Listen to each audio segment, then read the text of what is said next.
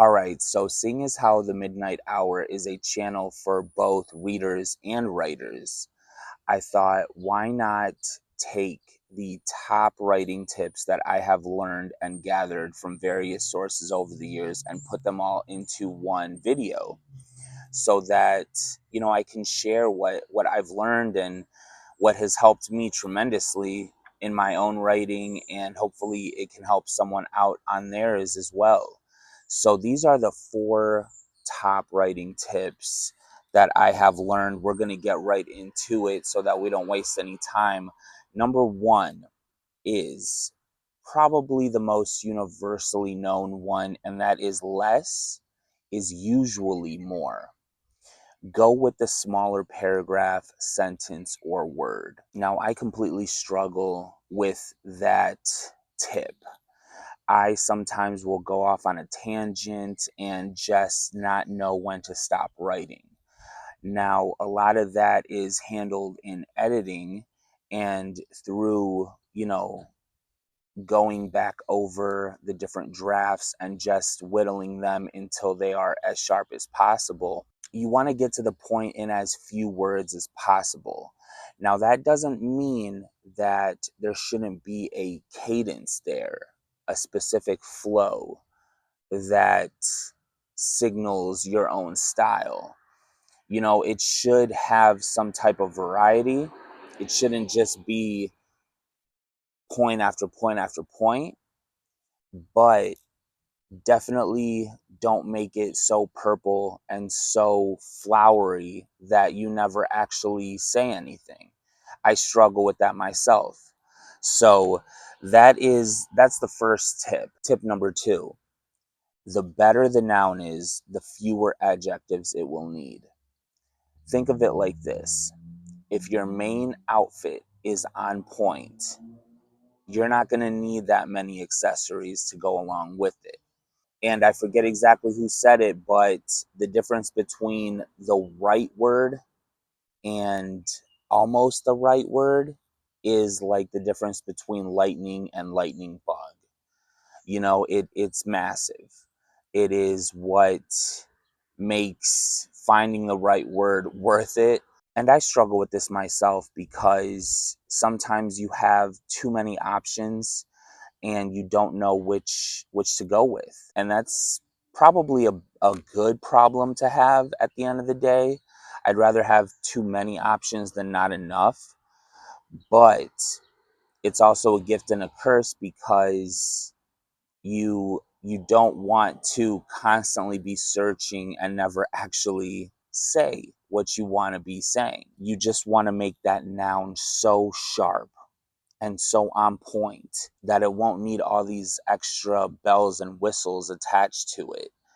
You want to know that you have said exactly the word that you want to say. Now, the third tip is probably one of my favorites, and it says that the more specific you are, the more universal you will seem. Now, I have tried to really zone in on this one and see how far I can go in a specific situation and still cover the overall vibe, the overall point, right?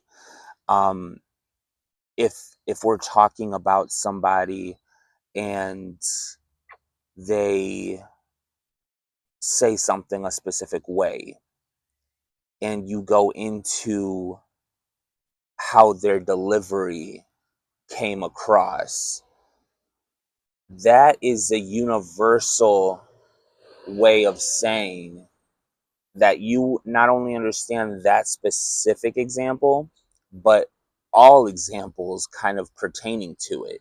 So if you go into how his delivery was soft spoken and you really nail it down, the reader then will be able to say, okay, he's nailed this down. I'm sure he can nail all other types of deliveries down as well.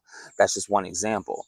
We could go into clothes, we could go into cities, we could go into whatever the topic is. The more specific you are on it, the more universal you will come across. And I think that's just one of those tips that really change someone's writing for the better once they actually start applying it to their writing. Now, the last tip is something we all struggle with, and it is that it takes courage to change what's already written. Once you have that phrase on paper or on your computer screen and you have to go back and edit it, it's hard. It's like killing off your darlings, right? It's like you you have spent a lot of emotional investment in that phrase, and now you have to like cut away at it. It basically comes down to have the courage to do it. I don't think I've ever rewritten something and it wasn't better than the first time around.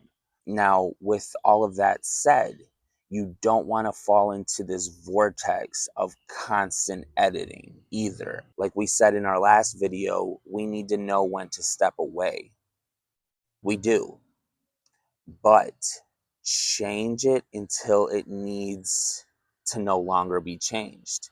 It's a delicate balance, I know, and every phrase is different. What are we trying to say with this specific phrase? Change it, have the confidence to sit down and change it until it no longer sounds like it's in a rough draft mode, and then move on. Step away from it. Have the confidence to change it, and then have the confidence to step away from it. It's all about confidence at the end of the day. Being a writer takes confidence. Being an artist takes confidence for sure. I don't think that anybody will sit down and just be 100% from day one. It's definitely something that takes time, and the more success you have, the more confidence you have, which feeds back into the success, and it feeds back into the confidence, and it's this ever growing cycle. But with those 4 tips in place, I guarantee you that anybody that take them into consideration will vastly change their throughput and their ability to get down into exactly what they're trying to say. Like I said, I struggle with that myself to this day. And I don't think there is a writer out there that doesn't continue to struggle, but it's a beautiful struggle. You know what I mean? It's one of those things where you continue to go forward no matter what, because you know that it's worth it at the end of the day.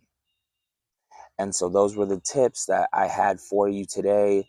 Hopefully you got something out of them. Hopefully they resonated with you or with your writing some way, somehow. And with all of that said, like this video if you felt something, comment with what you wrote, and I will see you next Sunday at the midnight hour.